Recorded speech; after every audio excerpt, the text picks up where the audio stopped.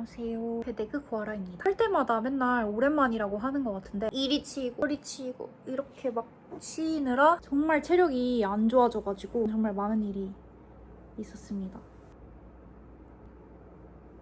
둘째 둘째가 생겼습니다. 연년생 아니면 2살 터울인 아기가 나오게 될 것 같고 지금 다시 임산부가 되었답니다. 11월까지 하고 복직이었는데 휴가를 연장을 하게 될 것 같습니다. 계획한 거지만 생각보다 너무 빨리 돼가지고 이 충격에서 헤어나오지 못한 거예요. 그래서 어떡하지? 일단 그 연년생이면 어떡하지? 크리스마스가 예정일이거든요. 그것도 저의 정말 스트레스 포인트 중에 하나였어요. 저는 2살 터울을 하고 싶었거든요. 정말 4일 차이로 연년생이 되느냐 2살 터울이 되느냐 이것도 굉장히 스트레스인 거예요. 일단 예정일은 그런데 제발 버텨가지고 1월로 나오면은 정말 좋겠다. 해명은 이브입니다. 이브. 아직 성별은 모르는데 크리스마스 이브는 항상 설레잖아요? 해명이라도 좀 설레는 걸로 짓고 싶어가지고 아직 성별은 모르지만 이브로 지어봤습니다. 귀여운 이브. 첫째는 웰던이었고 둘째는 이브. 웰던이랑 이브. 첫째 때랑은 또 다른 게 이런 말이 있더라고요. 첫째 임신했을 때는 공주고 둘째 임신했을 때는 뭐 무술이라고 그랬나? 집사 느낌이 나는 그런 별명이었어. 약간 그거에 공감을 하면서 마냥 쉴 수만은 없고 아기를 막 이렇게 케어하면서 둘째 임신도 하고 이유식 시작하니까 하루에 6끼 정도를 먹어야 되거든요. 분유 3번에 이유식 3번. 그러니까 제 밥까지 챙기면 너무 하루가 꽉 차는 거예요. 정말 하루 종일 움직이다가 처음 누운 게 막 저녁 8시일 때도 있고 아기 위생 때문에 이제 집안일을 제가 엄청 많이 신경을 쓰는데 하루에도 수십 번씩 그게 제 생각대로 안 되거나 하면은 제가 엄청 화가 나더라고요. 진짜 제 동생이 수라배짝 같다고 막 화가 막 여기 끝까지 났다가 확 내려갔다가 이게 원래 제 성격이었는지 이게 원래 제 성격은 아닐 텐데 호르몬도 난리 나고 신체 변화도 계속 있고 하다 보니까 호르몬의 농간에 놀아나는 이런 하루하루가 그냥 일상이 도파민이에요. 뭔가를 더 해낼 에너지가 정말 없는 거예요. 원래 저는 계속 뭔가를 만들어내야 악성이 풀리는 사람이었는데 전혀 창작하고 싶은 욕심이 안 들고 정말 이상했던 2달이었어요.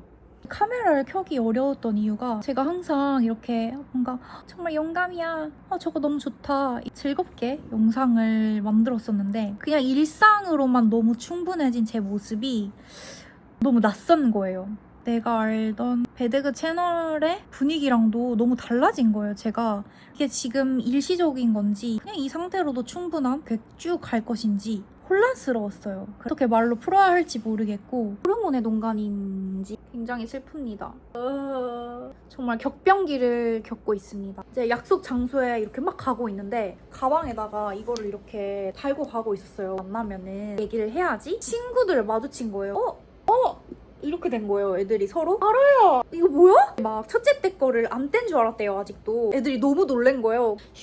우리 내려가지고 다시 얘기하자. 그런 해프닝이 있었습니다. 임신 소식을 알고 나서 2달 정도는 제가 이 부정기를 겪어요. 이상하게. 첫째 때도 그랬고 둘째 때도 계획보다 항상 이른 시기에 이 소식을 확 듣게 되니까 마냥 좋지만은 않은 거예요. 저는 내 일상을 뭔가 다시 되찾아가는 과정이었는데 이게 뭔가 변화가 또 딱 이렇게 생기니까 방방 뛸 정도로 순수하게 즐겁지만은 않더라고요. 현실적인 시간 관리라든지 에너지 분배라든지 굉장히 신경이 쓰이더라고요. 그런 것들이 부담으로 다가오면서 또 어떻게 해 나가야 하나 이런 생각 때문에 그게 프레셔가 돼서 그러니까 뭐 세상 거의 다 산 사람처럼 부정적으로 거의 의욕 진짜 빵으로 없이 해놨거든요. 얘기를 그랬는데 지금은 이제 첫째가 너무 귀엽고 좋으니까 기억을 못했는데 애들이 알아 너 첫째 때도 그랬어 이렇게 얘기를 하면서 맨날 하는 얘기가 인정하고 move on, 넥스트로 넘어가자. 긍정한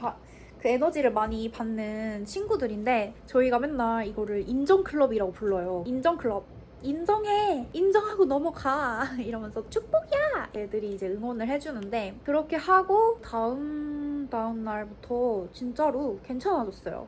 제가 그랬던 적이 별로 없었거든요. 그 전까지는 이것도 하고 싶고 저것도 하고 싶고 얘들아 이거 하자 같이 하자 이런 스타일이었는데 앓는 소리를 거의 너무너무 힘들어가지고 저를 또 이렇게 토닥토닥 해줬죠. 그래 지금 이렇게 됐지? 이제 그 다음에는 어떻게 해야 되지?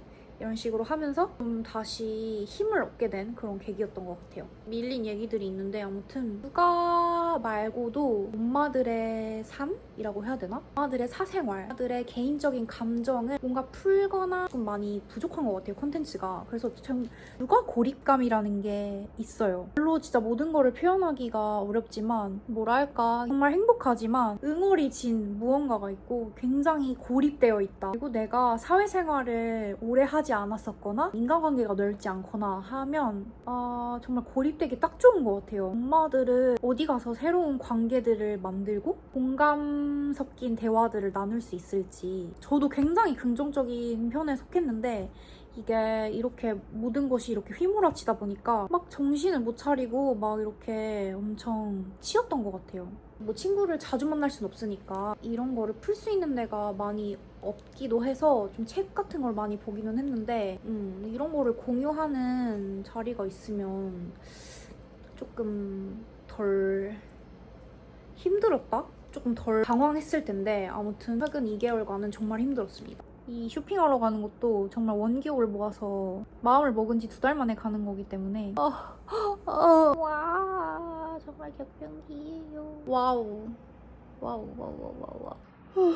또 하나 느낀 거는 10대 때 가고 싶은데 하고 싶은 거 먹고 싶은 거 그런 거를 너무 많이 해왔기 때문에 이미 너무 충분하다고 생각을 했어요. 첫째 아기 웰던이가 태어났을 때 난 정말 준비됐다. 이제 별로 아쉬운 것도 없고 나는 이제 남한테 나를 희생할 준비가 됐어. 이렇게 생각을 했어요. 정말 처음엔 그랬거든요. 근데 이게 점점 갈수록 제가 너무 편한 모습으로만 있고 7개월만 나에 대해서 생각을 안 했는데 내가 정말 희미해지는 거예요. 너무너무 소름이었어요. 그래서 내가 뭘 좋아했고 내 취향은 뭐였고 막 이런 것들이 전혀 모르겠는 거예요. 옷도 막 뭘 사야 될지 전혀 모르겠고 예전에는 정말 명확했거든요. 이거 내 스타일, 이거 하고 싶어 이런 게 명확했는데 이제 그런 것들이 너무 희미해지면서 나에 대해서 생각하는 것도 정말 근육 같은 거구나. 이거를 안 하면 잊어버리는구나. 굉장히 섬뜩했고 그래서 결론은 요이 땅 여기까지 나를 위해서 살았으니까 이제 남을 위해서 살아야지 무 자르듯이 되는 게 아니고 그냥 같이 가야 되는구나. 밸런스를 맞춰 나가야 되는 것 같아요. 다시 이제 좀 가꾸고 이런 것도 연습하고 있어요. 왜냐면 너무 시간이 없어가지고. 그렇습니다. 이거를 지금 생각한 지가 2개월이 됐거든요. 오늘은 안 돼. 오늘은 못하겠어. 이렇게 하고 일주일에 최소 2번에서 이 필라테스를 가거든요. 제가 운동을 어쨌든 안 하면 아프기 때문에 5일 중에 3일을 가면 이틀밖에 안 남는데 집안일만 해도 집안일 하고 바로 쉬면은 또 아기가 돌아올 시간이거든요. 이게 뭔가 마음을 먹어도 가기가 쉽지 않았어요. 정말 이 모든 에너지를 이렇게 모아가지고 가야 되기 때문에 쉽지 않았는데 그게 벌써 2개월이 됐다. 귀여운 벌룬 원피스를 사고 싶은데 막 핑크핑크 노랑노랑한 파스텔 컬러를 사고 싶은데 에나더 스토리즈에 온라인으로 귀여운 걸 본 게 있거든요.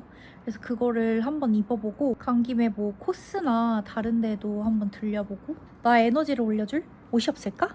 이런 생각에 뭔가 건질 수 있지 않을까 해서 가보려고 합니다. 오늘은 꼭 가려고요. 꼭 가야 돼. 꼭 가야 돼요. 그렇습니다.